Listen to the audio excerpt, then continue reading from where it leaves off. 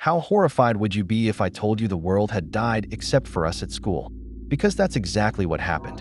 It started like any other morning. The bell rang, lockers slammed, teachers yelled about homework, and everyone complained about being tired. Nothing felt wrong. If anything, it felt boring. Normal. Too normal. Third period ended, and we were sent outside for lunch because the cafeteria was being cleaned. That's when we noticed the silence. No traffic beyond the school fence. No distant sirens. No airplanes cutting through the sky. Just wind moving through the trees and the sound of our own voices echoing back at us. Someone joked that it felt like a movie set before filming starts. Another kid pulled out their phone to record. No signal. None of us thought much of it. Cell service always sucked around the school. Then the bell rang again, sharp and loud, snapping us back into routine. We went inside. Classes continued. Teachers taught. Tests were handed out. The world still felt intact because the rules were still working. It wasn't until the final bell of the day that everything broke. We poured out of the building like we always did, expecting parents, buses, noise, chaos. Instead, the parking lot was empty. Completely empty. No cars. No buses. Not even a security guard. At first, we laughed. Someone said it was a prank. A senior prank, maybe. Teachers would explain any second. They didn't. We waited. 10 minutes passed. Then 20. Then an hour. The sun began to sink, and the air grew colder. Parents never showed. No police. No announcements. One of the teachers tried calling for help from the office. The phone rang endlessly. Another tried the radio. Static. That's when fear crept in. Not loud, not sudden, but slow, like cold water seeping through shoes. A group of us decided to leave the campus and check the road. We pushed past the gates and walked toward the main street. Lots of them. Every single one was abandoned. Doors open, engines cold. Some had luggage inside. Some had groceries half spilled on the seats. A bus sat sideways across an intersection, lights still blinking, no driver in sight. No bodies. No blood. No signs of struggle. Just absence. We called out. We screamed. Our voices disappeared into the empty buildings. Storefronts were unlocked. Cash registers open. Phones ringing in empty offices like someone had dialed and never hung up. Night fell, and panic took over. Some kids cried. Some prayed. Some just stared at nothing, like their brains had shut down to protect them. Because it was the only place where the lights still worked. That should have scared us more than it did. The power never went out, not once. The generators never kicked in, the clock still ticked. The intercom still worked, though no one ever spoke through it. None of us slept well. Around 3 a.m., someone screamed. We ran to the hallway and found one of the boys standing in front of the bathroom mirror, shaking. He kept saying the same thing over and over. There was someone behind me. I swear there was someone behind me. The mirrors showed nothing. The next day, we tried to organize.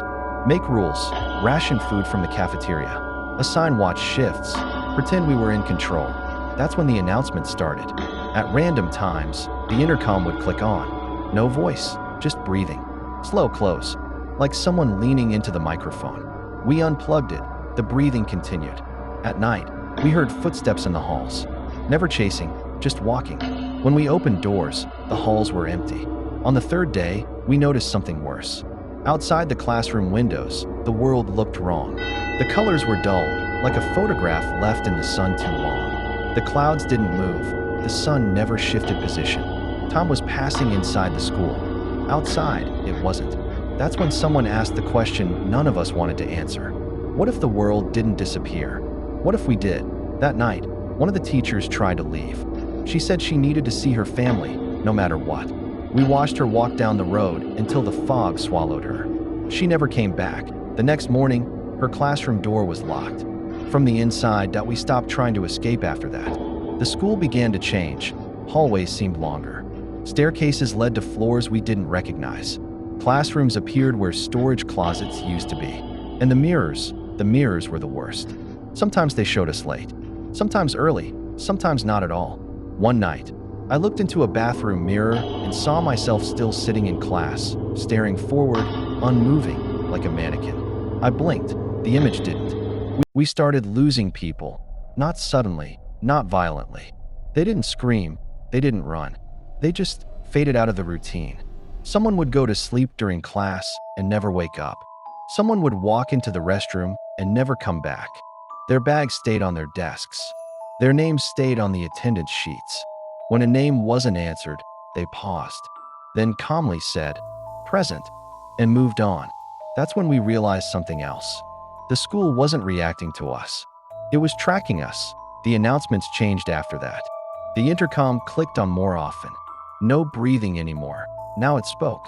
A calm, familiar voice, like a principal trying to keep order. Students are reminded to remain in assigned areas.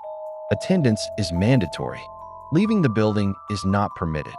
We unplugged the intercom. The voice continued anyway, coming from the walls, from the ceilings, from inside our heads. Other classrooms, rows of desks, students sitting perfectly still. Some of them looked like us. Some of them didn't.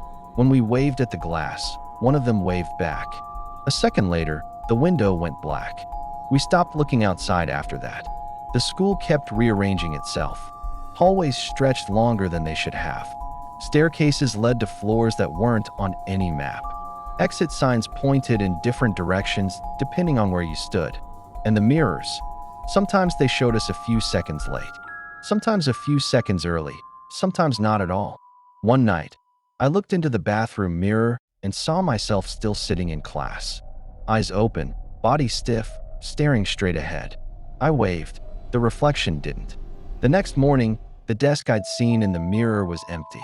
My name was still on it. People stopped crying after that. Crying meant you still believed someone was coming.